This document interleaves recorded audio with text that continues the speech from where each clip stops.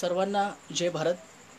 मी आपल्याला दिसत असेल आणि माझा आवाज आपल्यापर्यंत नीट पोहोचत असेल तर कृपया मला लाईक किंवा मेसेज करा, म्हणजे मला लगेचच व्याख्यानाला प्रारंभ करता येईल. कोणी जर ऑनलाईन असेल आणि मला बघत असेल, माझा आवाज जर तुमच्यापर्यंत पोहोचत असेल तर प्लीज मला लाईक किंवा रिप्लाय द्या, म्हणजे मला लगेचच माझ्या व्याख्यानाला प्रारंभ करता येईल. धन्यवाद. सत्यशोधक अण्णाभाऊ साठे यांच्या जन्मशताब्दीच्या निमित्तानं 100 फेसबुक लाईव्ह व्याख्यानाचं आयोजन आमचे मार्गदर्शक मित्र आदरणीय प्राध्यापक डॉक्टर मारुती कसाब सर, प्राध्यापक डॉक्टर BN गायकवाड सर, त्याचबरोबर प्राध्यापक डॉक्टर सोमनाथ कदम सर आणि प्राध्यापक डॉक्टर रमेश लांडगे सर यांनी पुढाकार घेऊन ही व्याख्यानमाला या ठिकाणी आयोजित केलेली आहे. त्यांचे मी सर्वप्रथम आभार मानतो. अण्णाभाऊंच्या विचारांचा जागर व्हावा, अण्णाभाऊंचा क्रांतिकारी विचार सर्वदूर पोहोचावा आणि या देशामध्ये समग्र क्रांती घडून यावी ही आपल्या सर्वांचीच अपेक्षा आहे. हा एक सुंदर आणि स्तुत्य उपक्रम आहे. आतापर्यंत 17 व्याख्यात्यांनी या व्याख्यानमालेमध्ये आपले विचार व्यक्त केलेले आहेत. त्या सर्वांचं मी अभिनंदन करतो आणि इथून पुढे जे व्याख्यान देणार आहेत त्यांनाही मी शुभेच्छा देतो आणि माझ्या व्याख्यानाला प्रारंभ करतो. सर्वप्रथम तथागत गौतम बुद्ध, संत कबीर, छत्रपती शिवाजी महाराज, मासाहेब जिजाऊ, माता सावित्री, ज्योतिबा, राजर्षी शाहू महाराज, डॉक्टर बाबासाहेब आंबेडकर, अण्णाभाऊ साठे यांच्या क्रांतिकारी विचाराला, कार्याला मी अंतःकरणपूर्वक अभिवादन करतो. त्यांच्या विचारांच्या पुढं नतमस्तक होऊन मी माझ्या मांडणीला सुरुवात करतो. आज कर्मवीर भाऊराव पाटील अण्णांचा आज स्मृतिदिन आहे. खरं तर फुले शाहू आंबेडकरांच्या विचारांचा वसा आणि वारसा अधिक व्यापक आणि बलशाली करण्याचं काम आपल्या शैक्षणिक क्रांतीच्या माध्यमातून कर्मवीर अण्णांनी केलं. अण्णांच्या पवित्र स्मृतींना आणि त्यांच्या क्रांतिकारी योगदानाला सुद्धा मी अभिवादन करतो. मित्रहो, आजच्या या व्याख्यानाचा विषय आहे भारतीय संविधानातील मूल्ये आणि अण्णाभाऊ साठे यांचं साहित्य. या विषयाला प्रारंभ करण्यापूर्वी आपल्याला भारतीय संविधानाची निर्मिती ही या देशाच्या इतिहासातली एक क्रांतिकारक घटना होती हे मान्य करावं लागेल आणि ते समजून घेऊन मग आपल्याला पुढे वाटचाल करावी लागेल. कारण या देशामध्ये भारतीय संविधान लागू होण्यापूर्वी धर्माचा कायदा होता, मनुस्मृतीचा कायदा होता. जो कायदा, जो धर्म या देशातल्या माणसाला गुलाम करू पाहत होता, नव्हे तर प्रत्येक माणसाला मनूच्या संस्कृतीनं, मनूच्या विचारानं, इथल्या धर्माच्या सनातनी विचारानं माणसाला गुलाम केलेलं होतं. माणसाचं शोषण राजरोसपणे सुरू होतं. या शोषणामध्ये आणि या गुलामीमध्येच आपलं सर्वस्व आहे, आपलं हित आहे, असं या सगळ्या शोषित माणसांच्या मेंदूमध्ये पेरण्याचं काम इथली सनातनी धर्मव्यवस्था आणि मनुवादी व्यवस्था करत होती. आणि म्हणून आपल्याला ही तुलना करणं भाग आहे की संविधान लागू होण्यापूर्वीचा भारत आणि संविधान लागू झाल्यानंतरचा भारत, हे जर आपण चित्र लक्षात घेतलं नेमकेपणानं तर आपल्याला असं समजेल, आपल्याला असं आकलन होईल की भारतीय संविधानाची निर्मिती ही या देशाच्या इतिहासातली एक क्रांतिकारी आणि अभूतपूर्व अशा प्रकारची घटना आहे. आणि म्हणून मी तुम्हाला सांगतो की 1940चं जे दशक आहे ते भारताच्या दृष्टिकोनातनं अत्यंत महत्त्वाचं दशक आहे. म्हणजे ब्रिटिश सत्तेला चले जावचा इशारा देण्यापासून ते हंगामी सरकारच्या स्थापनेपासून ते भारतीय संविधानाच्या निर्मितीपासून आणि अंमलबजावणीपर्यंत हा सगळा 10 वर्षाचा काळ आहे. आणि यामध्ये भारतीय संविधान निर्माण होणं, भारतीय संविधान लागू करणं, याच्यामध्ये मित्रांनो आपल्याला माहिती आहे की ज्यांच्यामुळं आज आपण बोलू शकतोय, ज्यांच्यामुळं आपण व्यक्त होऊ शकतोय, ज्यांच्यामुळं आपण आज माणसात आलेलो आहोत, त्या भारतरत्न डॉक्टर बाबासाहेब आंबेडकरांचा फार मोठा वाटा आहे. हे आपल्याला लक्षात घेऊनच मग पुढं आपल्याला विचारमंथन करावं लागेल असं मला वाटतं. मित्रहो, मी तुम्हाला फक्त एक आठवण करून देऊ इच्छितो की ज्या वेळेला संविधान सभेमध्ये TT कृष्णम्माचारी नावाचे एक ज्येष्ठ सदस्य होते, त्यांनी बाबासाहेबांच्या योगदानाबद्दल स्पष्टपणे असा निर्वाळा दिलेला आहे. हे आवर्जून आपण समजून घ्यावं लागेल की भारतीय संविधान इतक्या सहजासहजी निर्माण झालेलं नाही आहे. भारतीय संविधानानं प्रत्येक माणसाला जो माणुसकीचा हक्क दिला, अधिकार दिला, माणूस म्हणून फुलण्याचा आवाज दिला, तर हा जो ही जी शक्ती आहे भारतीय संविधानाची ती इतक्या सहजासहजी अंमलात आलेली नाही. त्यासाठी बाबासाहेब आंबेडकरांचं आणि त्यांच्या सहकाऱ्यांचं प्रचंड मोठं योगदान आहे. नेहरूजी नेहरू, पटेल, गांधीजी यांचंही योगदान आहे. त्यांनी एक सर्वसमावेशक अशा प्रकारच्या भारताचं स्वप्न बघितलं. बाबासाहेब आंबेडकर नावाच्या महामानवाचं याच्यामध्ये फार मोठं योगदान आहे. टी कृष्णम्माचारींचा मी तुम्हाला संदर्भ देत होतो. कृष्णम्माचारींनी त्या संविधान सभेच्या बैठकीमध्ये असं स्पष्टपणे सांगितलं, असा स्पष्टपणे निर्वाळा दिला की भारतीय संविधानाच्या मसुदा समितीचे अध्यक्ष म्हणून बाबासाहेब आंबेडकर काम करत होते. आणि बाबासाहेब अध्यक्ष म्हणून काम करत असताना त्यांच्या समवेत आणखी काही सदस्य होते. एकूण 7 सदस्यांची ती समिती होती. तर टी कृष्णमाचारी यांनी सांगितलेलं आहे की या 7 सदस्यांपैकी एकानं राजीनामा दिलेला आहे, एकाचा मृत्यू झालेला आहे, एक जागा रिक्त आहे, एक अमेरिकेत आहे ते, आणि इतर 2 जण जे आहेत ते दिल्लीपासून खूप दूर आहेत. आणि 2 वर्ष 11 महिने आणि 18 दिवस इतका प्रदीर्घ काळ बाबासाहेब आंबेडकरांनी प्रचंड मेहनत घेतली आणि हे भारतीय संविधान भारताला अर्पण केलं, भारताला दिलं. आणि पंडित जवाहरलाल नेहरू आपल्या भारताचे पहिले प्रधानमंत्री, त्यांनी बाबासाहेबांचा गौरव करताना असं म्हटलं की डॉक्टर बाबासाहेब आंबेडकर हे खऱ्या अर्थानं भारतीय राज्यघटनेचे शिल्पकार आहेत. स्वतः नेहरूंनी बाबासाहेबांच्या योगदानाची दखल घेतलेली आहे. म्हणजे बाबासाहेब आंबेडकरांनी स्वतःच्या प्रकृतीकडं, स्वतःच्या कुटुंबाकडं दुर्लक्ष करत, प्रचंड त्याग करत, प्रचंड मेहनत करत हे संविधान आपल्याला दिलेलं आहे. मित्रहो, भारतीय संविधान समजून घेत असताना आपल्याला त्याचा सरनामा समजून घ्यावा लागेल. सरनाम्याचा उल्लेख करूनच आपल्याला संविधानात जावं लागेल. मला तर असं वाटतं की भारतीय संविधानाचा सरनामा म्हणजे भारतीय संविधानाचं सार आहे. काय म्हटलंय या संविधानामध्ये आणि काय म्हटलंय, काय उल्लेख आहेत या भारतीय संविधानाच्या सरनाम्यामध्ये. या संविधानाच्या सरनाम्यामध्ये स्पष्टपणे अशी भूमिका घेण्यात आलेली आहे किंवा तो सरनामा आपण जर समजून घेतला तर आपल्या लक्षात येईल की आम्ही भारतीय लोक भारताचं एक सार्वभौम समाजवादी धर्मनिरपेक्ष लोकशाही गणराज्य घडवण्याचा व त्याच्या सर्व नागरिकांस सामाजिक, आर्थिक, राजनैतिक न्याय, विचार अभिव्यक्ती, विश्वास, श्रद्धा व उपासना यांचं स्वातंत्र्य, दर्जाची आणि संधीची समानता निश्चितपणे प्राप्त करून देण्याचा आणि त्या सर्वांमध्ये व्यक्तीची प्रतिष्ठा आणि राष्ट्राची एकता आणि एकात्मता यांचं आश्वासन देणारी बंधुता प्रवर्धित करण्याचा संकल्पपूर्व निर्धार करून आमच्या संविधान सभेत आज दिनांक 26 नोव्हेंबर 1949 रोजी याद्वारे हे संविधान अंगीकृत आणि अधिनियमित करून स्वतःप्रत अर्पण करत आहोत. हे आपल्या भारताचं प्रिॲम्बल आहे. हा आपल्या भारताच्या संविधानाचा सरनामा आहे. आम्ही कुणाला अर्पण केलं हे संविधान? तर आम्ही स्वतःप्रत अर्पण केलेलं, आम्ही निर्माण केलेलं आहे. With the Indian people. आम्ही भारताचे लोक, म्हणजे कुठल्याही धर्मानं, कुठल्याही जातीनं, कुठल्याही वंशानं, कुठल्याही गटानं हे संविधान निर्माण केलेलं नाही. आम्ही तमाम भारतीयांनी आम्ही हे संविधान निर्माण केलंय आणि आम्ही स्वतःप्रत अर्पण केलंय, लोकांना अर्पण केलेलं हे संविधान आहे. मित्रहो, बाबासाहेब आंबेडकरांच्या या संविधानानं आपल्या देशाची मान जगामध्ये उंचावलेली आहे आणि जगातलं एक सर्वश्रेष्ठ आणि अतिशय महत्त्वाचं संविधान कॉन्स्टिट्यूशन म्हणून भारतीय संविधानाचा उल्लेख केला जातोय. हे आपण समजून घेतलं पाहिजे. मित्रहो, बाबासाहेब आंबेडकरांनी एक भूमिका मांडलेली होती की 1789ला जी फ्रेंच राज्यक्रांती झाली, त्या फ्रेंच राज्यक्रांतीमधून मी स्वातंत्र्य, समता, बंधुता, न्याय ही तत्व घेतली का?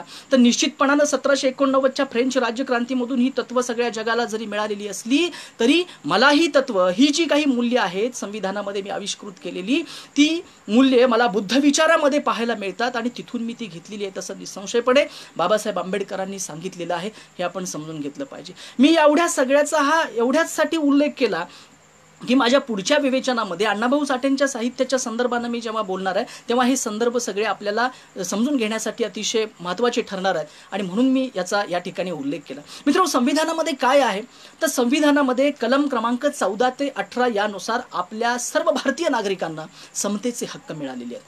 म्हणजे धर्म, जात, वंश, लिंग या आधारे भेदभावाला भारतीय संविधानानं या कलमांच्या आधारे स्पष्टपणे मनाई केलेली आहे, स्पष्टपणे विरोध दर्शवलेला आहे.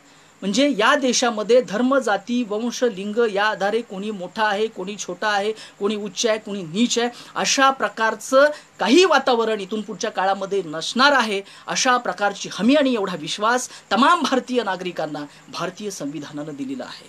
मित्रहो, कलम क्रमांक 19 ते 22 हे स्वातंत्र्याचे हक्क देणारी कलम आहेत. यामधून आपण बोलण्याचा हक्क आहे, आपल्याला विचार करण्याचा, विचार मांडण्याचा हक्क आहे, संघटना स्थापन करण्याचा आहे, सभा घेण्याचा आहे. म्हणजे अभिव्यक्तीचं स्वातंत्र्य तर आहेच, परंतु आपल्या देशामध्ये कुठेही आपण जाऊ शकतो, फिरू शकतो, संचार स्वातंत्र्य आहे.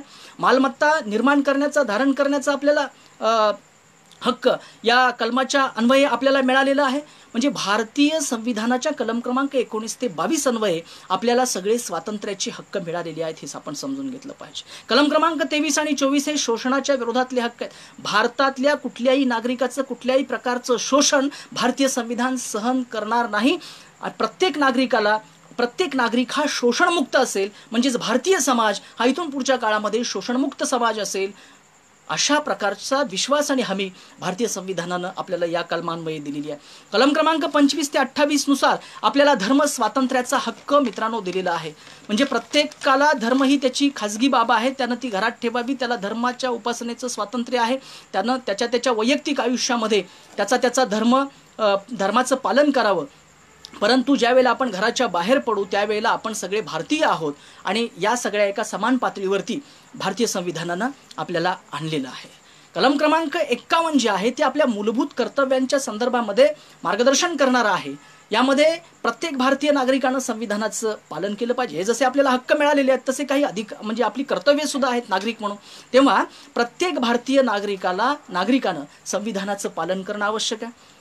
भारताचं राष्ट्रगीत, भारताचा राष्ट्रध्वज यांचा सन्मान ठेवणं हे अतिशय गरजेचं आहे. भारताची एकता अखंडित राहावी, भारताचं सार्वभौमत्व अखंडित राहावं, यासाठी प्रत्येक नागरिकानं आपली कर्तव्यांचं पालन केलं पाहिजे. सगळ्यात महत्त्वाचं म्हणजे ज्यावेळेला गरज असेल त्यावेळेला राष्ट्रीय सेवा सुद्धा बजावली पाहिजे. त्याचबरोबर आपण सगळे समाजामध्ये वावरत असताना बंधुभावानं राहिलं पाहिजे. हे सगळ्यात महत्त्वाचं आपला हे जे मूलभूत कर्तव्य आहे ते आपण सगळ्यांनी समजून घेतलं पाहिजे की आपण प्रत्येकाशी बंधुभावानं जगलं पाहिजे, बंधुभावानं आपण त्याच्याशी वर्तनाने व्यवहार केला पाहिजे. आणि सगळ्यात महत्त्वाचं म्हणजे वैज्ञानिक दृष्टिकोन आपल्या मनामध्ये असला पाहिजे आणि आपण वैज्ञानिक दृष्टिकोनाच्या आधारे आपण वाटचाल केली पाहिजे. हे भारतीय संविधानानं आपल्याला सांगितलेलं आहे. हे झालं भारतीय संविधानाचा एक सार रूपानं मी तुम्हाला सांगितलं की भारतीय संविधानामध्ये नेमकं आहे तरी काय. तर स्वातंत्र्य आहे, समता आहे, बंधुता आहे, न्याय आहे, आपली काही राष्ट्रीय कर्तव्य आहेत, राष्ट्राचा सन्मान ठेवायचा आहे आपल्याला वैज्ञानिक दृष्टिकोन अंगी बाणवून आपल्याला पुढे वाटचाल करायची, आपल्याला सगळ्यांशी बंधुभावानं राहायचं आहे. म्हणजे जातीच्या, धर्माच्या, वंशाच्या, लिंगाच्या, प्रदेशाच्या आधारे आपण कुणालाही वाईट वागणूक द्यायची नाही आहे, कुणाला आपण नीच लेखायचं नाही, कमी लेखायचं नाही. आपण सगळे समान आहोत, आपण सगळे भारतीय नागरिक म्हणजे परस्परांचे बंधू आहोत. हा जो बंधुभाव आहे हा बंधुभाव आपल्याला भारतीय संविधानानं दिलेला आहे. हे भारतीय संविधानाचं सगळ्यात मोठं म्हणजे हा मूल्य विचार आहे भारतीय संविधानातलं. भारतीय संविधानानं आम्हाला ही मूल्य दिलेली आहेत. स्वातंत्र्य, समता, बंधुता, न्याय, विज्ञाननिष्ठा, ही मूल्ये घेऊन आपण पुढे जायचं आहे. पण आजच्या काळामध्ये आपण जर बघितलं, भोवतालचं वास्तव बघितलं तर आपल्याला हे होताना दिसत नाही. या पार्श्वभूमीवर अण्णाभाऊ साठेंच्या साहित्यामधून त्यातून त्यांचं जे काही त्यांनी मूल्यदर्शन घडवलं, स्वातंत्र्य, समता, बंधुता, ही जी काही एक पवित्र आणि व्यापक लोकशाहीमधली एक उदात्त मूल्य जी आहेत, माणसाला उन्नत करणारी मूल्य जी आहेत, ही मूल्ये आपल्याला भारतीय संविधानाशी किती सुसंगत आहेत हे आपल्याला पाहता येतं. अण्णाभाऊंच्या साहित्यातील काही महत्त्वाचे परंतु मोजके संदर्भ घेऊन मी त्या दृष्टिकोनातनं विवेचन करणार आहे. मित्र हो, आपण समतेच्या अधिकाराबद्दल बोललो. आपला अधिकार आहे, आपल्याला समता, सगळ्यांनी आपण समतावादी एक समाज निर्माण व्हावा असं संविधानाचं स्वप्न आहे, असं संविधानाला अभिप्रेत आहे. मग समतेच्या बाबतीत आपण अण्णाभाऊ साठेंच्या साहित्याच्या संदर्भानं काय म्हणू शकतो? मला वाटतं की अण्णाभाऊ साठे हे समतावादी साहित्यिक आहे. अण्णाभाऊ साठेंनी समता हे मूल्य जेवढं आकलन करून घेतलेलं होतं तेवढं मला वाटतं त्या काळामध्ये म्हणजे आधुनिक साहित्याच्या इतिहासामध्ये, म्हणजे मराठी साहित्य तर आहेच, शिवाय समग्र भारतीय साहित्यामध्ये आधुनिक काळामध्ये अण्णाभाऊंच्या इतकं ही संविधानिक मूल्य त्याचं आकलन करून त्याची कलात्मक मांडणी आपल्या साहित्य कलेच्या माध्यमातून करणारा असा एकमेव साहित्यिक असं म्हटलं तर ते काही चुकीचं ठरणार नाही. ज्या काळामध्ये मराठी साहित्य हे रंजनवादी अशा वर्तुळामध्ये अडकलेलं होतं, मध्यमवर्गीय जाणीवामध्ये अडकलेलं होतं, ज्या काळामध्ये मराठी साहित्यामध्ये कलेसाठी कला की जीवनासाठी कला असे वाद सुरू होते, त्या काळामध्ये अण्णाभाऊ साठे नावाचा एक गावकुसाबाहेर जन्माला आलेला माणूस अवघ्या 1.5 दिवसाची शाळा इथल्या निर्दयी व्यवस्थेमुळं अवघं 1.5 दिवसांचं शाळेतलं शिक्षण, कसलं शिक्षण ते.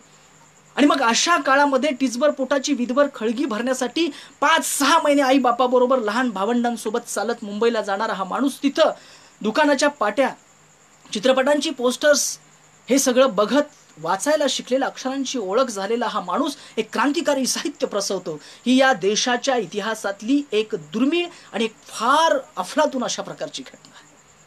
म्हणून अण्णाभाऊ साठेंचं हे मोठेपण आहे. काय आहे अण्णाभाऊ साठेंच्या साहित्यामध्ये, म्हणजे समता हे मूल्य म्हणजे अण्णाभाऊ साठेंच्या साहित्याचा गाभा आहे मित्रांनो. आपण फकीरा ही त्यांची कादंबरी घेऊया. संविधानामध्ये समता आहे, समतेनं म्हणजे समता हे मूल्य आम्हाला संविधानानं दिलं. त्या संविधानाचे निर्माण करते डॉक्टर बाबासाहेब आंबेडकर आहेत. आणि अण्णाभाऊ साठेंची सगळ्यात महत्त्वपूर्ण कादंबरी 1961चा महाराष्ट्र राज्याचा सर्वोत्कृष्ट कादंबरीचा पुरस्कार ज्या कादंबरीला मिळाला, ती फकीरा नावाची कादंबरी अण्णाभाऊ साठे कुणाला अर्पण करतात? तर डॉक्टर बाबासाहेब आंबेडकरांच्या झुंजार लेखणीला अर्पण करतात.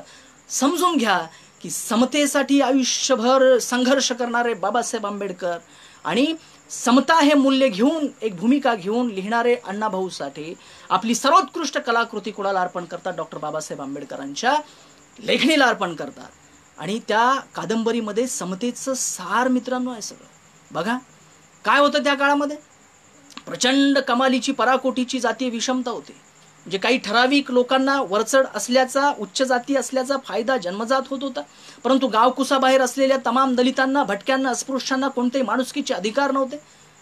त्यांच्यावरती पशु असल्यासारखी वागणूक इथली सनातनी धर्मव्यवस्था आणि जाती व्यवस्था लादत होती. अशा काळामध्ये अण्णाभाऊ साठेंचा फकीरा हा नायक या सगळ्या व्यवस्थेच्या विरोधात एक तीव्र अशा प्रकारचा विद्रोह करतो, बुलंद अशा प्रकारचा विद्रोह करतो आणि या व्यवस्थेला दाखवून देतो आम्ही सुद्धा माणूस आहोत आणि आम्हाला माणुसकीचे हक्क आणि अधिकार पाहिजेत. हा जो विद्रोह अण्णाभाऊ साठेंनी आपल्या साहित्यातून फकीरामधून मांडला तो फार महत्त्वाचा आहे. समता हे तत्व आपल्याला इथं पाहायला मिळतं. मित्रहो, त्यावेळेला मांगांच्या वरती, रामोश्यांच्या वरती हजेरीची प्रथा होती. निर्दयी प्रथा आहे. आमच्या कोल्हापूरच्या राजर्षी शाहू महाराजांनी हजेरीची प्रथा आपल्या संस्थांमधून हद्दपार केलेली होती, तसा कायदा केला होता. पुढे नेहरूंनी 1952 मध्ये सेटलमेंटमध्ये सोलापूरच्या घोषणा केली की हजेरीची प्रथा आपण रद्द केलेली आहे म्हणून. म्हणजे सगळ्या भटक्यांना ज्यावेळेला गुन्हेगार जातीच्या कायद्यान्वये डांबून ठेवलेलं होतं, त्यांना विमुक्त करताना नेहरूंनी अशा प्रकारची तिथं घोषणा केलेली होती. 1952 सालची गोष्ट आहे. पण तोपर्यंत इथल्या मांगांना, रामोशांना हजेरीची प्रथा होती आणि त्यांना हजेरीच्या निर्दयी प्रथेला तोंड द्यावं लागत होतं. ज्या वेळेला फकीरा कादंबरीमध्ये सरळ सरळ उल्लेख आहे की ज्या वेळेला गावचा पाटील मांगवाड्यामध्ये हजेरी घ्यायला येतो, त्यावेळेला सगळ्यांची हजेरी घेतो, फकीराच्या दारासमोर येतो आणि तिथं असं आवाज करतो, तिथं अशी फकीराचं नाव पुकारतो, फकीरा रानोजी मांग. त्यावेळेला फकीरा घरातून हजेरी देतो, हा हजर आहे. पण पाटलाला ही हजेरी चालत नाही. तो अपमानास्पद बोलतो फकीराला की बायकोच्या जवळ, चुलीजवळ बसून दिलेली हजेरी मला चालणार नाही, बाहेर यायचं आणि मला हजेरी द्यायची. एकतर हजेरी प्रथा आहे. गावातनं बाहेर जायचं असेल, दुसऱ्या गावात जायचं असेल तर पाटलाला सांगून जायचं, तिथल्या पाटलाकडे ती 2 वेळा हजेरी द्यायची. इतकी अमानुष प्रथा. आणि त्यात हा फकीराचा अवमान फकीरानं सहन केला नाही. तो बाहेर आला आणि सरळ सरळ अण्णाभाऊ साठेंनी शब्दप्रयोग केलेला आहे की त्या पाटलाला कॉलरला धरलं, खाली घातलं आणि त्याला छेलमडलं. मित्र हो, फकीराची ही जी काही त्या पाटलाला छेलमडण्याची कृती आहे ती मला वाटतं समतेचा अधिकार हिसकावून घेणारी आहे. आम्हाला आमचे न्याय, हक्क, आम्हाला आमची माणुसकी जर आम्हाला मागून मिळत नसेल तर ते आम्ही हिसकावून घेतल्याशिवाय राहणार नाही. हा बाबासाहेब आंबेडकरांचा विचार मित्रांनो फकीरा या क्रांतिकारी नायकामध्ये अण्णाभाऊंनी पेरलेला आहे. म्हणून ही कादंबरी एक समतेचं फार मोठं अधिष्ठान आहे असं मला स्वतःला वाटतं. हा माणुसकीचा हक्क आहे, हा आमच्या समतेचा अधिकार आहे. आम्ही पण माणसं आहोत ना. मग आम्हाला तुम्ही गुन्हेगार म्हणून आम्हाला तुम्ही ज्या पद्धतीने बहिष्कृत करता, आमच्यावरती अन्याय करता, अत्याचार करता, आमचं शोषण करता, हे शोषण आम्ही चालून देणार नाही, अशा प्रकारची भूमिका हा फकीरा नावाचा नायक घेतो. मला वाटतं ही समतेसाठी उचललेलं फार मोठं काम आहे, फार मोठं पाऊल आहे, फार मोठी कृती आहे. मित्र हो, बाबासाहेब आंबेडकरांनी 25 डिसेंबर 1927ला महाडच्या चौदार तळ्याला मनुस्मृतीचं दहन केलं. बाबासाहेबांची ती कृती जितकी क्रांतिकारी आहे तितकीच फकीराची ही सुद्धा कृती क्रांतिकारी आहे. आणि या कृतीतनं व्यक्त होणारा जो आशय आहे तितकाच तोही क्रांतिकारक आहे. वरचढ जातीतल्या एका पाटलाला जाहीर आव्हान देण्याची भूमिका आणि त्याच्याबरोबर बंड करण्याची भूमिका, म्हणजे केवळ त्या पाटलाला वैयक्तिक अशा पद्धतीची ती बंडाची भूमिका नाही आहे, तर ती इथल्या निर्दयी व्यवस्थेच्या विरोधातली भूमिका आहे. हे अण्णाभाऊ साठेंनी फकीराच्या माध्यमातून सांगितलेलं आहे. म्हणून फकीरा ही समतावादी कलाकृती आहे, हे आपण लक्षात घेतलं पाहिजे की जी समता आपल्याला संविधानानं दिलेली आहे. मित्र हो, फकीरानं समतेसाठी बंड केलेला आहे. तुम्हाला माहिती आहे फकीरा कादंबरी आपण सगळ्यांनी वाचलेली आहे. ज्यावेळेला दुष्काळ पडला, माणसं आता मरणार आहेत आणि तापसरीची साथ आलेली आहे, एका गौरीत 7-7, 8-8 जणांना पुरण्याची वेळ इथल्या सगळ्या दलित समाजावरती आलेली आहे. आणि मग ब्रिटिश सरकारला कळवलं तर ते हतबल आहेत, त्या आम्ही काय करू शकत नाही म्हणतात. त्यावेळेला विष्णुपंत कुलकर्णी फकीराला असं सांगतात की अरे कुत्री सुद्धा म्हणजे कुत्र्याच्या मोतीनं मरत असतात, आपण तर माणसं आहे, जिवंत माणसं आहे, जगा, तुम्हाला काही वाटेल ते करा परंतु तुम्ही जगा. फकीरानं काय केलं, आपल्या सहकार्यांना घेतलं आणि मालेवाडीच्या मटकऱ्याला लुटलं. मटकऱ्याला लुटून आणल्यानंतर सगळं धान्य समान वाटे केले त्याच्यानी, सगळे मांगवाड्यात महारवाड्यात जिथं जिथं गरीब होता त्या त्या गरीबाच्या घरापर्यंत ते सगळं धान्य पोहोचवलं. आणि त्यातला एक अत्यंत महत्त्वाचा प्रसंग आहे की अण्णाभाऊ साठे समतेच्या अंगानं किती मोठा विचार करत होते, किती व्यापक विचार करत होते की त्यावेळेला तिथं एक ढीग छोटासा उरतो आणि कोणीतरी येतं आणि फकीराला म्हणतं, दाजी आता एक छोटासा ढीग उरलाय, सगळ्यांना वाटून झालेला आहे, आता त्या ढिगाचं काय करायचं.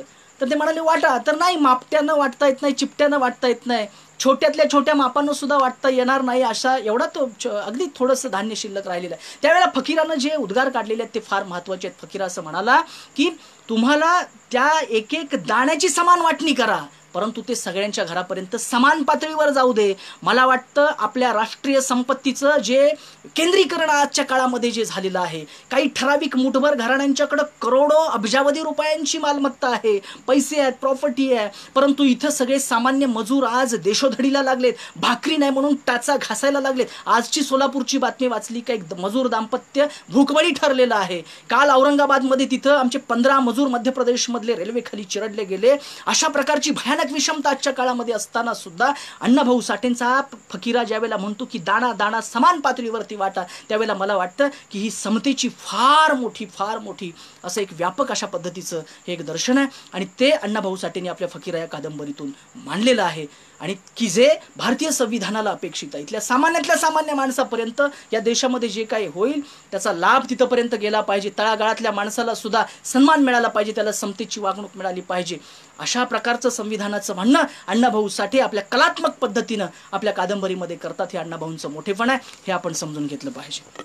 मित्रहो, समतेच्या अंगानं बरंच बोलता येईल, परंतु मी एकच सांगतो तुम्हाला की एका गाण्यामध्ये एका गीतामध्ये अण्णाभाऊ साठेंनी असं म्हटलेलं आहे की त्या तुझ्या जुन्या खोपीत समतेचा पाळणा हले, त्या तुझ्या जुन्या खोपीत समतेचा पाळणा हले, एकीनं वाढवून तिला कर खरे ब्रीद आपुले, उठ वाजवी तरण भैरी, घुमवी अंबरी, वळू नको वा पळू नको तू, बदल ही दुनिया सारी.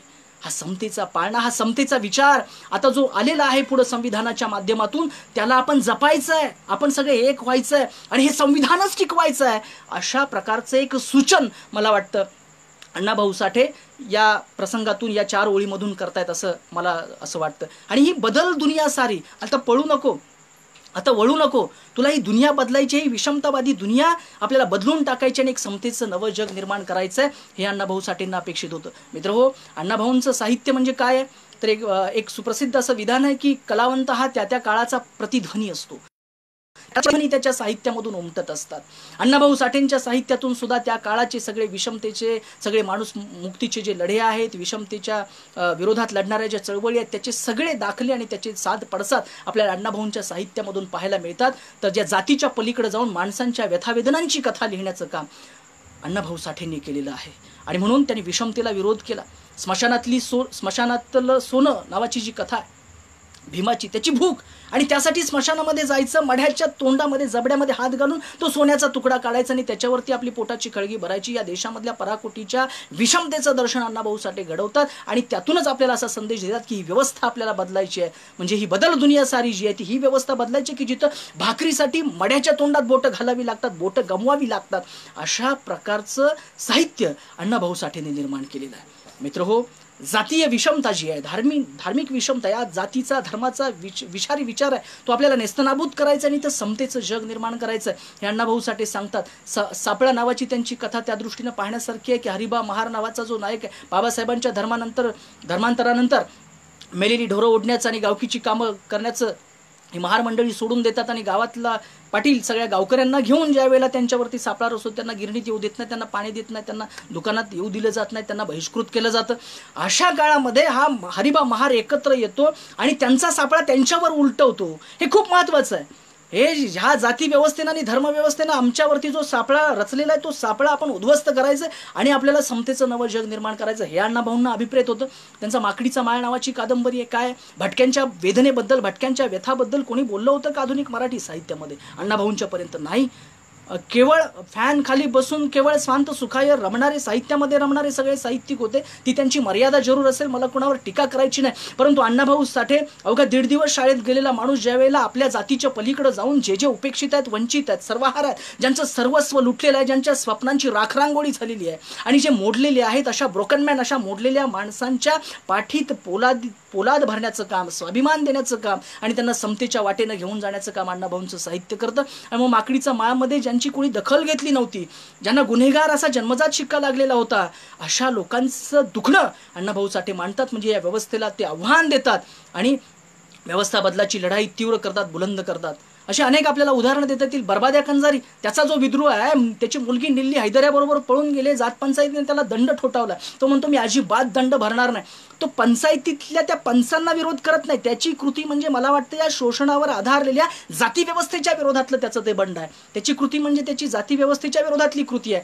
हे आपण समजून घेतलं पाहिजे. म्हणजेच काय तर अण्णाभाऊ साठेंचं साहित्य हे माणुसकीसाठी आणि समतेसाठी विद्रोहाचा एल्गार पुकारण्याचं काम करणारं साहित्य आहे. आणि म्हणून भारतीय संविधानामध्ये जी समता हे जे तत्व समाविष्ट झालेलं आहे ते आपल्याला शब्दामध्ये, अक्षरामध्ये आणि अण्णाभाऊ साठेंच्या प्रत्येक कलाकृतीमध्ये पाहायला मिळतं. मित्रहो, समतेनंतर स्वातंत्र्य नावाचं जे मूल्य आहे अतिशय महत्त्वाचं आहे. स्वातंत्र्य, प्रत्येक माणसाला स्वतंत्रपणे विचार करण्याचा अधिकार आहे, त्याला मुक्तपणे श्वास घेण्याचा अधिकार आहे, त्याला कुणीही पारतंत्र्यात, त्याला कुणी गुलामीच्या बेड्यामध्ये अडकवून ठेवू नये. जगातल्या सगळ्या मानवमुक्तीचे लढे आपण अभ्यासले तर ते सगळे लढे हे स्वातंत्र्यासाठीचे लढे होते. आपला ब्रिटिशांच्या बरोबर चाललेला प्रदीर्घ लढा हा स्वातंत्र्यासाठीचा लढा होता.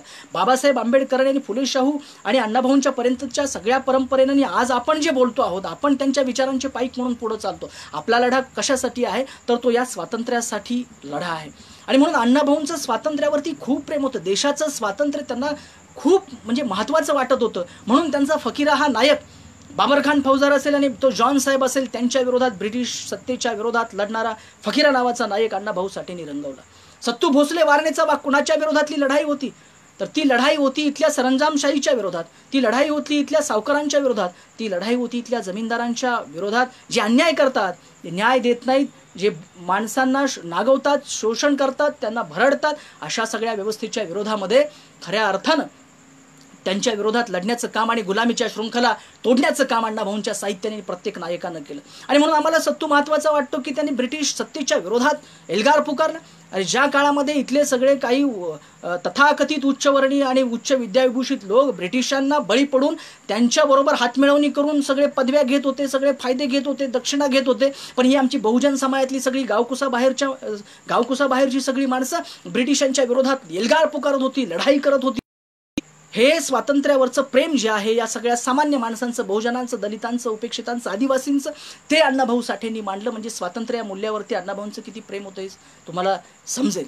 मित्रांनो, अण्णाभाऊ साठेंची वारणेच्या खोऱ्यात नावाची कादंबरी, हिंदूराव आणि मंगला हे दाम्पत्य आहे, हे प्रियकर प्रेयसी आहेत, त्यांनी लग्न केलं, परंतु त्यांची लढाई इथल्या सरंजामदारांच्या विरोधात. आणि हे सरंजामदार कुणाचे हस्तक आहेत, हे कुणाचे दलाल आहेत, हे कुणाचे एजंट आहेत तर ते ब्रिटिश शासनाचे. पर्यायानं ब्रिटिश शासनाच्या विरोधात, या जुलमी सरकारच्या विरोधात या दाम्पत्यानं लढा पुकारला. आणि या देशाच्या साहित्याच्या इतिहासामधलं अपवादानं उदाहरण असं असेल की प्रेमासाठी काय वाटेल ते करणारे आणि त्यांचं ऑनर किलिंग होतं किंवा ते आत्महत्या करतात, दोघेही सुसाईड करतात, रेल्वेखाली जातात, गळफास लावून घेतात. परंतु फकीरा, मंगला आणि हिंदूराव हे अण्णाभाऊंचे नायक आणि नायिका ती ब्रिटिशांची गोळी छातीवर झेलतात आणि या देशाच्या स्वातंत्र्य लढ्यासाठी प्राणार्पण करतात, प्राणांचं बलिदान देतात. हे भारतीय साहित्यामधलं केवढं मोठं क्रांतिकारी आणि उदात्त अशा प्रकारचं देशाच्या प्रेमासाठी जीव देणारी प्रियकर प्रेयसी अण्णाभाऊ साठे रंगवतात. स्वातंत्र्यावर किती निष्ठा आणि किती प्रेम होतं हे आपल्याला समजेल. स्वतः स्वातंत्र्य लढ्यामध्ये अण्णाभाऊ साठे सक्रिय झालेले आहेत. 1942च्या लढ्यामध्ये क्रांतिसिंह नाना पाटलांच्या प्रतिसरकारच्या चळवळीमध्ये भूमिगत असणारा हा माणूस आहे. स्वातंत्र्यासाठी जीवाची बाजी लावणारा हा माणूस ज्यावेळेला लेखणी घेतो आणि लिहितो त्यावेळेला स्वातंत्र्यासाठी लिहितो. आणि म्हणून आम्हाला मंगला आणि हिंदूराव महत्त्वाचे वाटतात. देशासाठी लढणारे आणि प्रचंड अशा मोठ्या बलाढ्य महासत्तेला अंगावर घेणारे फकीरा आणि सत्तू भोसले आम्हाला महत्त्वाचे वाटतात. त्याचबरोबर मानवी स्वातंत्र्यासाठी लढणारी आणि बलिदान देणारी, इथल्या जाती व्यवस्थेच्या विरोधात लढणारी आणि बलिदान देणारी आवडी सुद्धा आम्हाला महत्त्वाची वाटायला पाहिजे. काय आवडीमध्ये, अरे एका घरंदाज पाटील घराण्यातली मुलगी ज्यावेळेला तिचं फसवून लग्न होतं फेफरं येणाऱ्या एका मुलाबरोबर आणि उभी जिंदगी याच्याबरोबर जाळ्यात घालवायची म्हणून तिला, म्हणजे स्त्रीला कोणत्याही प्रकारचं विचार स्वातंत्र्य नाहीये, तिला नवरा निवडण्याचं स्वातंत्र्य नाही, तिला आर्थिक सुबत्ता मिळवण्याचं स्वातंत्र्य नाहीये. ती स्त्री म्हणजे मनुस्मृतीच्या नियमाप्रमाणे ती पशु आहे, ती दासी आहे, ती गुलाम आहे. पण अण्णाभाऊंची आवडी बंड करते या जाती व्यवस्थेच्या विरोधात आणि धनाजी रामोशाबरोबर लग्न करते आणि सुखाचा संसार करते. शेवटी तिला फसवून तिचा भाऊ आणि तिची बहीण नेतात आणि तिचे कणके घालून तिला मारतात. मला वाटतं आवडीचं बलिदान अण्णाभाऊ साठेंनी जे साहित्यामध्ये मांडलेलं आहे ते अतिशय महत्त्वाचं आहे. इथल्या जाती व्यवस्थेच्या विरोधात, इथल्या धर्मव्यवस्थेच्या विरोधात तिनं जे जीव दिलेला आहे, ती शहीद झालेली आहे असं मी म्हणतो. जाती व्यवस्थेच्या विरोधात लढताना ती शहीद झालेली आहे आणि हे अण्णाभाऊ साठेंनी मांडलं. हे अतिशय महत्त्वाचं आहे. खऱ्या अर्थानं मानवी स्वातंत्र्याचा जाहीरनामा म्हणून आपल्याला संविधानाकडे बघावं लागतं आणि स्वातंत्र्य या मूल्यासाठी जीवाची बाजी करणारे, जीवाची बाजी लावणारे सगळे अण्णाभाऊंचे नायक आणि नायिका आपल्याला पाहायला मिळतात. मित्रहो, स्वातंत्र्य, समता, बंधुभाव हा तर अण्णाभाऊंच्या साहित्याचा श्वास आहे. आपण सगळे बंधुभावानं राहूया, आपण सगळे एकमेकांच्यावरती प्रेम करूया. हेच अण्णाभाऊंचं ध्येय होतं. बुद्धाचं वेगळं काय ध्येय होतं, कबीरांचं काय होतं, महात्मा फुलेंचं, शिवाजी महाराजांचं, बाबासाहेब आंबेडकरांचं, शाहू महाराजांचं काय ध्येय होतं. अरे सगळे आपण परस्परांशी बंधुभावानं, हा भगिनीभाव आणि भातृभाव जो आहे, बंधुभाव आहे, तो आपण पैदा करूया. अशा प्रकारची भूमिका अण्णाभाऊ साठेंची आहे. आणि म्हणून मला एकच तुम्हाला उदाहरण देतो या बाबतीत की अण्णाभाऊंचं साहित्य किती महत्त्वाचं आहे. मित्रहो, ज्या काळामध्ये जातीय विषमता फार उच्च कोटीची, अशा काळामध्ये वरचढ शेतकरी जमीनदार जातीतला मराठा समाजातला सत्तू भोसले नावाचा नायक, की जो वारणेचा वाघ म्हणून सगळ्या वारणा खोऱ्यातल्या तमाम बहिणींनी आपल्या काळजामध्ये ज्याला स्थान दिलं, त्या सत्तू भोसलेची कहाणी आपल्याला डोळ्यातनं हसू येतात. आणि बंधुभावाचं एक उदात्त, एक व्यापक असं एक मंगल महाकाव्य म्हणून आपण त्याच्याकडे पाहिलं पाहिजे असं मला वाटतं. काय आहे, सई नावाची महार समाजातली एक अभागी, एक दुर्दैवी अशी स्त्री, गरोदर अवस्थेमध्ये सुद्धा तिला घरात बसता येत नाहीये. गरोदर अवस्थेमध्ये पोटात बाळ आहे आणि ती मथाजी चौगलेच्या शेताच्या त्या बांधायला गेलेली आणि काही कुपाट्याच्या काट्या ती तोडायला लागली. संध्याकाळच्या जेवणासाठी चूल पेटवण्यासाठी, सरपणासाठी म्हणून मथाजी चौगले तिकडनं येतोय आणि तिला, गरोदर स्त्रीला खाली पाडून लाथाबुक्क्याने तिला मारतोय, लाथाबुक्क्याने मारतोय. नदीवरनं वारणा माईतनं आंघोळ करून गावाकडे निघालेला सत्तू भोसले तो बघतो एक जवान तरुणाबाण सैन्यातल्या नोकरीला तिथले लाचारी न स्वीकारता रामराम ठोकणारा हा सत्तू भोसले निघालेला आणि मथाजी चौगलेला म्हणतो, चौगले तिला मारू नका. तो म्हणतो, तुझी कोण आहे ती, मी मारेन, माझ्या शेताच्या कुपाटीतल्या तिनं त्या जळणासाठी लाकडं घेतलेली आहेत. चौगले मारू नका म्हणतो, तरी सुद्धा ते मारणं चालू ठेवल्यावर कुऱ्हाडीचा दांडा ठोकून सत्तू भोसले हा वारणेचा वाघ महाराजातीतल्या एका महिलेसाठी आपली स्वतःची बहीण मानून मथाजी चौगलेच्या कुऱ्हाडीनं कणके घालतो आणि फरार होतो. मला वाटतंय भारतीय साहित्यातला अतिशय महत्त्वाचं उदाहरण आहे. बंधुभावाचं एक उच्च जातीतला तरुण एका खालच्या जातीतल्या, अस्पृश्य मानल्या गेलेल्या जातीतल्या एका गरोदर स्त्रीसाठी तिचा भाऊ म्हणून तिच्या पाठीशी उभा राहतो आणि त्या मथाजी चौगलेला मारून फरार होतो. भारतीय इतिहासातलं एकमेव दुर्मिळातलं दुर्मिळ उदाहरण आहे. आज ज्या वेळेला जाती व्यवस्था आणखी तीव्र होण्याचा काळ आलेला आहे, उच्च जातीय लोक मनामध्ये आजही जाती व्यवस्था ठेवून आहेत आणि अजूनही जातीचे पदर आणखी तीव्र आणि घट्ट होण्याच्या काळामध्ये मला सत्तू भोसलेचा हा विद्रोह आणि सत्तू भोसलेच्या त्या कृतीतून व्यक्त झालेला जो काही बंधुभाव आहे तो मला अतिशय महत्त्वाचा वाटतो, की तो भारताच्या संविधानामध्ये डॉक्टर बाबासाहेब आंबेडकरांना अपेक्षित होता.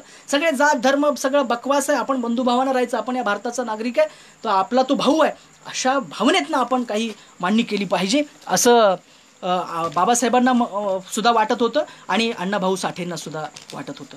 मित्रहो, न्याय हे भारतीय संविधानातलं एक महत्त्वाचं तत्व आहे आणि कालच 1-2 दिवसापूर्वीच भारताच्या सुप्रीम कोर्टाचे न्यायाधीश सरन्यायाधीश मिश्रा साहेब जे कोणी आहेत त्यांनी एक विधान केलं. आम्ही नेहमीच बोलत असतोय आणि त्यांनी फक्त ते जज होते म्हणून त्यांच्या शब्दाला किंमत आहे. त्यांनी अशी खंत व्यक्त केलेली आहे की ही न्याय व्यवस्था, प्रचलित न्याय व्यवस्था श्रीमंताच्यासाठी काम करते का काय, अशा प्रकारची त्यांनी शक्यता बोलून दाखवलेली आहे. म्हणजे त्यांनी ते वाक्य उच्चारलं.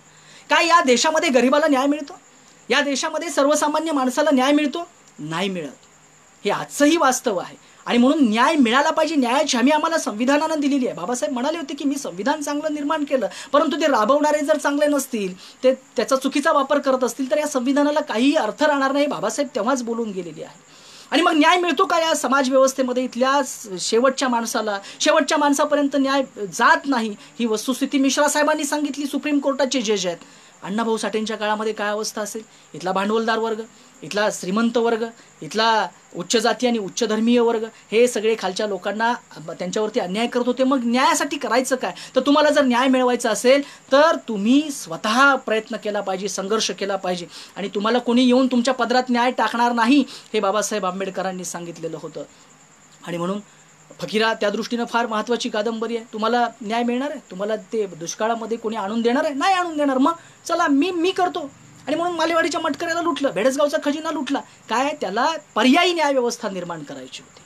बरबाद्या कंजारीची न्याय व्यवस्था काय? जातीनं दूषित झालेल्या दृष्टिकोनातनं ज्या वेळेला जात पंचायत न्याय करणार आहे त्यावेळेला ती जात व्यवस्था मी ठोकरतो, ती न्याय व्यवस्था मी ठोकरतो. मला जो काही संघर्ष करायचा मी करेन, अशा प्रकारची भूमिका बरबाद्या कंजारी घेतो. निळूमान, अरे चुकून म्हणजे अगदी काही कारण नसताना त्याला गुन्हेगार ठरवलं जातं, तो त्याचा बदला घेतो, परंतु नंतर तो म्हणतो की मला एक चांगला माणूस मला चांगला माणूस म्हणून जगायचा आहे. यातून अण्णाभाऊ साठेंना दाखवायचं की न्याय व्यवस्था मोठ्यांची हस्तक झालेली आहे, आम्हाला सामान्यांना न्याय मिळत नाही आहे.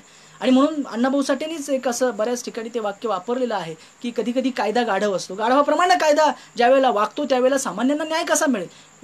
कायद्यानं शहाण्यासारखं वागलं पाहिजे, त्यांना वस्तुनिष्ठता तपासली पाहिजे, विवेकानं न्याय दिला पाहिजे, न्याय केला पाहिजे, परंतु न्याय केला जात नाही आहे.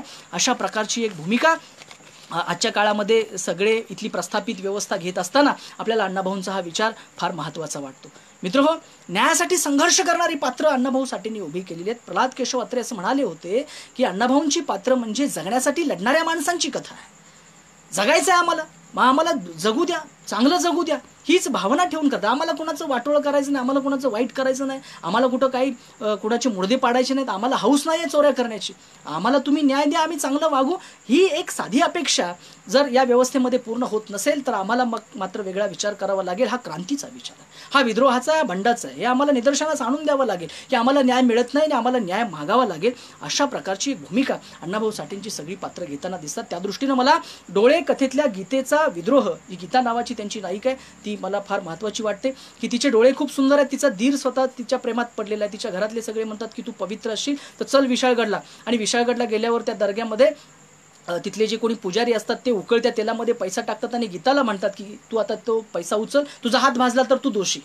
अरे काय काय लॉजिक आहे? काही विवेक आपण जागृत ठेवायचा आहे की नाही? पण त्या गीतानं हा विवेक जागृत ठेवला म्हणणार हात भाजणारच आहे. मी असला कायदा नाकारते, हा तुमचा धर्मावर आणि जातीवर असलेला कायदा मी नाकारते, या कायद्याला मी ठोकरते. आणि ती तिथं निघून आलेली आहे. पुढं एका नैतिकतेसाठी म्हणून तिनं स्वतःचे डोळे फोडून घेतलेले आहेत, शेंडाचा चीक तिनं डोळ्यात घातला. अतिशय मनाला चटका लावणारी आणि अत्यंत हृदयद्रावक अशा प्रकारची ही अण्णाभाऊ साठेंची कथा आहे. पण न्यायव्यवस्थेच्या संदर्भामध्ये अण्णाभाऊ साठेंना अभिप्रेत होतं की जाती धर्मानं प्रदूषित झालेली आणि जाती धर्माच्या प्रभावाखाली असलेली न्याय व्यवस्था सामान्य माणसाला न्याय देऊ शकत नाही. आणि आजही नेमकं तेच झालंय की ही न्याय व्यवस्था मला वाटतं की या सगळ्या उच्च पदस्थांच्या आणि उच्चभ्रूंच्या हातातलं बाहुलं आहे की काय, अशी शंका आज सरळ सरळ आपल्याला दिसते आहे.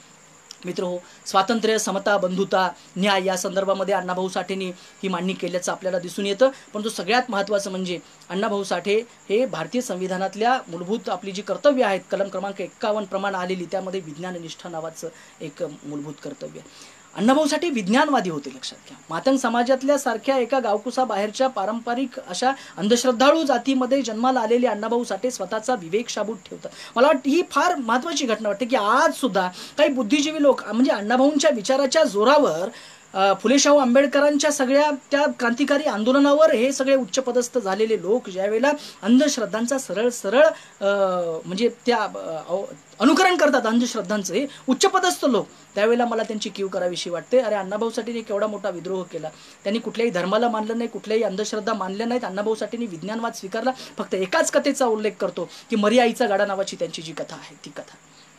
गावामध्ये साथ आलेली आहे पटकीची आणि त्यावेळेला मरी आईचा गाडा काढायचं ठरतं. त्यावेळेला गाडा कुठं सोडायचा, या गावातून दुसऱ्या गावात कुठं सोडायचा ही ज्यावेळेला वेळ येते त्यावेळेला त्यांचा नाना नावाचा नायक पुढे येतो आणि सांगतो की सगळ्या बाजूला आपल्या गावातल्या लोकांचे पाहुणे आहेत, त्यांच्याकडे आपण कसा सोडणार. अशा पद्धतीनं तो आर्ग्युमेंट करतो, तिथं युक्तिवाद करतो आणि सगळ्यांना सांगतो की आपण आता गाडा सोडायचा नाही तर आपण तालुक्याच्या गावावरनं डॉक्टरला बोलवायचं आणि औषधोपचार करायचे. मला वाटतं की अण्णाभाऊ साठेंची ही जी दृष्टी आहे ती अत्यंत विज्ञानवादी दृष्टी आहे.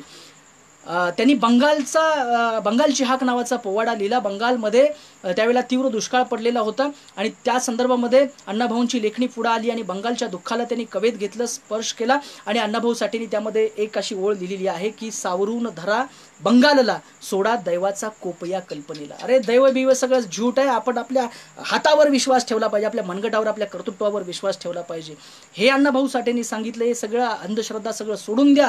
हे सगळे शोषण करणारी जात व्यवस्था, धर्मव्यवस्था ठोकरून लावा आणि माणूस बनण्याच्या दृष्टिकोनात उन्नत माणूस बनायचं आहे. हे त्या 1.5 दिवस शाळेत गेलेल्या अण्णाभाऊ साठेंना कळलं. दुर्दैवानं आज काही उच्चपदस्थ उच्च शिक्षित लोकांना कळत नाहीये. त्यासाठी तर हा सगळा खटाटोपा आहे. अण्णाभाऊ साठेंनी एक अत्यंत विज्ञानवादी आणि अत्यंत बुद्धिप्रामाण्यवादी एक विधान केलेलं आहे. म्हणजे अण्णाभाऊ साठे विवेकवादी होते, बुद्धिप्रामाण्यवादी होते, विज्ञानवादी होते, समतावादी होते. काय त्यांनी रॅशनलिझम म्हणजे रॅशनलिस्ट काय ते स्टेटमेंट आहे. अण्णाभाऊ साठेंनी 2 मार्च 1958 पहिल्या दलित साहित्य संमेलनाचं उद्घाटन करताना एक क्रांतिकारी विधान उच्चारलं. ते विधान असं होतं की ही पृथ्वी शेषाच्या मस्तकावर तरलेली नसून ती दलितांच्या तळहातावर तरलेली आहे. अरे कुठलं आम्हाला विष्णू पुराण सांगतं की शेषाच्या मस्तकावर आणि त्याच्या फण्यावर ही पृथ्वी तोललेली आहे. कुठलं तो नाक केवढा असेल आणि तो खाली कुठं असेल, तो खात काय असेल आणि पीत काय असेल, हे अण्णाभाऊ साठेंना समजलेलं होतं. त्यांनी ते सगळे धर्मग्रंथ, पुराण ग्रंथ हे सगळे ठोकरून लावले. बाबासाहेब आंबेडकरांनी मांडणी केलेली ॲनालिसिस ऑफ कास्टमध्ये की ही शोषणावरची व्यवस्था जर आपल्याला संपवायची असेल तर पहिल्यांदा हे लोकांच्या मनामध्ये असलेले सगळे धर्मग्रंथ आहेत ते सगळे नष्ट केले पाहिजेत आणि त्या धर्मग्रंथांची भीती आपण सगळी घालून टाकली पाहिजे. अण्णाभाऊ साठेंनी क्रांतिकारी विधान केलं आणि त्यांनी सांगितलं ही पृथ्वी कुणाच्या हातावर तोललेली आहे, तरलेली आहे, तर ती दलितांच्या तळहातावर तरले. दलित म्हणजे कोण, तर जो कष्ट करणार आहे, काबाड कष्ट करणार आहे, घाम गाळणार आहे, त्याच्या हातावर ही पृथ्वी तोललेली. यातला जर आपण अर्थ जर लक्षात घेतला, व्यंगार्थ लक्षात घेतला तर आपल्या लक्षात येईल की अण्णाभाऊ साठे हे किती बुद्धिप्रामाण्यवादी होते, विवेकवादी होते, हे आपण समजून घेतलं पाहिजे. मित्रांनो, हा विज्ञानवाद जो आहे हा विज्ञानवाद भारतीय संविधानामध्ये अपेक्षित आहे. पण दुर्दैवानं आजच्या काळामध्ये देशाचा गृहमंत्री जर राफेलची विमानाला जर ते त्याखाली त्याच्या टायर खाली जर लिंबू फोडत असेल आणि मिरची आणि बिब्याचं ते लावत असेल तर मग काय या देशाची कुणाच्या हातात आहे? म्हणजे संविधान राबवलं जात आहे का, याचं सुद्धा आपण सगळ्यांनी चिंतन करायला पाहिजे असं मला वाटतं. मित्रहो, मला वाटतं की मी आणखी बोलू शकेन. एक 10 ते 12 मिनटं मी तुमची घेण्याचं ठरवलेलं आहे. नॉम चॉम्स्की नावाचा एक सुप्रसिद्ध भाषा अभ्यासक आणि साहित्याचा अभ्यासक आहे. एक मोठं नाव आहे जागतिक साहित्य विश्वातलं, साहित्य समीक्षा व्यवहारातलं. त्यांनी लेखकाच्या दृष्टिकोनातून एक 3 महत्त्वाचे निकष सांगितलेले आहेत. त्यामध्ये नॉम चॉम्स्कीने असं म्हटलेलं आहे की प्रत्येक लेखकानं लेखन ही जबाबदारीची आणि गंभीरपणे करण्याची कृती आहे हे समजून घ्यावं पहिल्यांदा आणि मग लेखन करावं. आणि त्यासाठी त्यानं काय केलं पाहिजे लेखकानं, तर पहिल्यांदा सत्यशोधन केलं पाहिजे आणि ते सत्य मांडलं पाहिजे. जर लेखकाकडे ही नैतिकता नसेल सत्यशोधन करण्याची आणि सत्य मांडण्याची तर तो लेखक या संकल्पनेला पात्र ठरत नाही. नॉम चॉम्स्की दुसरा मुद्दा असं सांगतात की मानवी कल्याणाच्या भूमिकेचं वहन केलं पाहिजे लेखकानं. मानवी कल्याण बघा, सत्यशोधन, सत्याची मांडणी करणं आणि त्यानंतर मानवी कल्याणाचं वहन करणं. आणि पुन्हा हे सत्य सांगताना ते सत्तेला सांगायचं आहे, या कुठल्याही व्यवस्थेला सांगायचं आहे ते सत्य, परंतु ते सत्य सांगत असताना आपण ते समूहाच्या सोबत सांगायचं आहे. या 3ही निकषामध्ये अण्णाभाऊ साठे अगदी परफेक्ट बसतात. त्यांनी सत्य स्वीकारलं, सत्य शोधून काढलं, सत्य स्वीकारलं आणि सत्तेला सांगितलं, सत्तेला सुनावलं. कुणाच्या बापालाही घाबरले नाही अण्णाभाऊ साठे. आणि म्हणून संयुक्त महाराष्ट्राच्या वेळेला या देशातल्या सर्वश्रेष्ठ काँग्रेस सरकारला सुद्धा त्यांनी जोरदार हादरा दिला. मोरारजीभाई देसाईंनी त्यावेळेला त्यांच्या वगनाट्यांच्या वरती बंदी घातली. त्यांनी वगनाट्याचं रूपांतर लोकनाट्यामध्ये केलं आणि सत्तेला न घाबरता अण्णाभाऊ साठे लिहित राहिले, बोलत राहिले, डफावर थाप मारत राहिले, घसा फुटेपर्यंत लोकांचं प्रबोधन करत राहिले शायरीच्या माध्यमातून. हा इतिहास आहे. म्हणजे या 3ही निकषामध्ये अण्णाभाऊ साठे बसतात. आणि मानवी कल्याणाची भूमिका, समग्र मानवी कल्याणाची. मला तर मॅक्झिम गॉर्कीचा पुतळा आपला आदर्श म्हणून ठेवतात, मॅक्झिम गॉर्कीला आदर्श मानतात. तिकडे लेनिनग्राडचा, स्टालिनग्राडचा पोवाडा लिहितात. बघा, म्हणजे जे तत्वज्ञान मानवी हिताचं आहे ते तत्वज्ञान माझं आहे. माणूस हा सगळ्यात महत्त्वाचा आहे. संविधानात काय दुसरं आहे? माणसाचं कल्याण, माणसाच्या कल्याणाची लोककल्याणकारी व्यवस्था निर्माण करणं म्हणजे लोकशाही. ती लोकशाही भारतीय संविधानानं स्वीकारली आणि हेच अण्णाभाऊ साठेंनी आपल्या साहित्यामधून अत्यंत जागरूकपणे, अत्यंत संवेदनशीलतेनं आणि अत्यंत कलात्मकतेनं मांडल्याचं आपल्याला दिसून येतं. मित्र, म्हणून मला अण्णाभाऊ साठेंचा म्हणजे त्यांचा संबंध जो आहे त्यांच्या विचारांचा, त्यांच्या कार्याचा, तो मला असा सर्वदूर गेलेला दिसतो की मला नेल्सन मंडेलांच्या मध्ये अण्णाभाऊंचा विचार दिसतो. बघा, काळ्यांच्या हक्कासाठी, निग्रोंच्या हक्कासाठी लढाई करणारे नेल्सन मंडेला. ते मला महत्त्वाचं वाटतं. अण्णाभाऊ साठेंच्या साहित्यामध्ये बुद्धाचे विचार आहेत, म्हणून बुद्धाच्या विचारांचा फॉलोअर, एक अनुयायी म्हणून मला अण्णाभाऊ साठे महत्त्वाचे वाटतात. जगातला कुठलाही लोकलढा असेल त्या लोकलढ्याशी मला अण्णाभाऊंच्या विचारांचं नातं असल्याचं दिसून येतं. मित्रहो, आपल्या भारतीय संविधानामध्ये 2 शब्द महत्त्वाचे आहेत, एक धर्मनिरपेक्षता आणि समाजवाद. हे सरनाम्यामध्ये शब्द तिथं उल्लेख केलेला आहे त्यांचा. तर मला हे सांगायचं आहे की अण्णाभाऊ साठेंनी लोकशाहीसाठी फार महत्त्वाचं काम केलं. काय केलं त्यांनी? तर लोकशाही समाजवाद हा जो काही शब्द आहे त्यासाठीच अण्णाभाऊंची लढाई होती. म्हणजे लोकशाही म्हणजे काय आहे? तर विषमता, शोषण, अन्याय, वैर यांना नकार आहे आणि समता, बंधुता, प्रेम याचा स्वीकार आहे. वैरच्या प्रस्तावनेमध्ये, वैर या सुप्रसिद्ध कादंबरीच्या प्रस्तावनेमध्ये अण्णाभाऊ साठे असं म्हणतायत की जुन्या चालीरीती दूर करून प्रगत प्रथांना पुढे आणावं, नव महाराष्ट्रामध्ये प्रेम, सलोखा यांची वाढ व्हावी, जनता सुखी आणि संपन्न व्हावी आणि विषमता नष्ट झालेली समाज सत्तावादाचा अरुणोदय झालेला आपण पाहावा, असं दृढ स्वप्न हृदयात घेऊन मी लिहित असतो. किती भव्य स्वप्न आहे, किती मंगल अशा प्रकारचं स्वप्न आहे, किती पवित्र स्वप्न आहे की सगळ्या वैर नष्ट व्हावं, वैरभाव नष्ट व्हावा, जुन्या सगळ्या ज्या चालीरीती आहेत त्या सगळ्या नष्ट व्हाव्या, ज्या जुन्या आहेत पण चांगल्या आहेत त्यांचं पुनरुज्जीवन व्हावं, या देशामध्ये समता नांदावी आणि समाज सत्तावादाचा, समाजवादाचा अरुणोदय या देशामध्ये झालेला बघावा, या देशाचं नंदनवन झालेलं मला बघायचं आहे. तशी स्वप्न मला पडतात आणि मग मी ती लिहित असतो. म्हणजे माझ्या लिखाणाची प्रेरणा काय आहे? तर समतेची प्रस्थापना, समाजवादाची प्रस्थापना आहे माझ्या लेखनाची प्रेरणा. ही अण्णाभाऊंची स्पष्टपणे भूमिका होती. मित्रहो, अण्णाभाऊ साठे इप्टा आणि प्रगतशील लेखक संघ या चळवळींशी संबंधित होते. इप्टाच्या आणि प्रगतशील लेखक संघाच्या चळवळीतले अण्णाभाऊंचे एक बिनीचे सहकारी मित्र, घनिष्ठ मित्र कैफी आझमी साहेब काय म्हणतात की मैं आज़ाद हिंदुस्तान में जी रहा हूँ, मैं गुलाम हिंदुस्तान में पैदा हुआ था, मैं गुलाम हिंदुस्तान में पैदा हुआ था, अब मैं आज़ाद हिंदुस्तान में जी रहा हूँ, मेरी तमन्ना ये है की मैं समाजवादी हिंदुस्तान में मर जाऊं. समाजवादाचं स्वप्न म्हणजे समतेचं स्वप्न, म्हणजे विषमता विरहित, शोषण विरहित समाज व्यवस्थेचं स्वप्न की जे अण्णाभाऊ साठे हे आपलं स्वप्न बघता आहेत. मित्रहो, भारतीय संविधानामध्ये जे आहे ना ते आपल्याला अण्णाभाऊ साठेंच्या साहित्यामध्ये बघायला मिळतं. आपल्या संविधानानं पार्लमेंटरी डेमोक्रेसी स्वीकारलेली आहे, संसदीय लोकशाही. आपण एकाधिकारशाही स्वीकारलेली नाही, आपण अध्यक्षीय लोकशाही स्वीकारलेली नाही. इथं प्रत्येक माणसाचं मत गृहीत धरलं जातं, इथं प्रत्येक माणसाच्या मताला किंमत आहे, प्रत्येक माणसाला मत देण्याचा अधिकार आहे. अंबानीला जेवढा अधिकार आहे तेवढाच मला सुद्धा अधिकार आहे. सामान्यातल्या सामान्य माणसाला जेवढा अधिकार आहे तेवढाच राष्ट्रपती महोदयांना सुद्धा मत देण्याचा अधिकार आहे. ही आपण राजकीय समता निर्माण केली आहे, पण सामाजिक समतेचं काय? ती अद्यापही निर्माण झालेली नाही. बाबासाहेबांनी संविधान सभेच्या शेवटच्या भाषणामध्ये याच्यावरती भाष्य केलेलं होतं आणि म्हणून ती आपल्या सगळ्यांची जबाबदारी आहे की सामाजिक समता आणण्यासाठी आपल्याला एक आंदोलनाचा मार्ग स्वीकारावा लागेल, लोकशाहीच्या चौकटीत राहून. मित्रांनो, अण्णाभाऊ साठे हे लोकशाहीचे खंदे पुरस्कर्ते होते आणि म्हणून लोकशाहीसाठी जे कोणी काम करतात, लोकशाहीसाठी बलिदान देतात, त्यांचा अण्णाभाऊ साठेंनी मोठा गौरव केलेला आहे. अमळनेरचे अमर हुतात्मे या पोवाड्याची सुरुवातच अशी झालेली आहे बघा की ज्याने लोकशाहीचा हक्क स्थापायाला मरणावर केली चाल नाही डगमगला, दिले मोल जीवाचे ठाकून मैदानाला तो शूर श्रीपती पाटील हिम्मतवाला.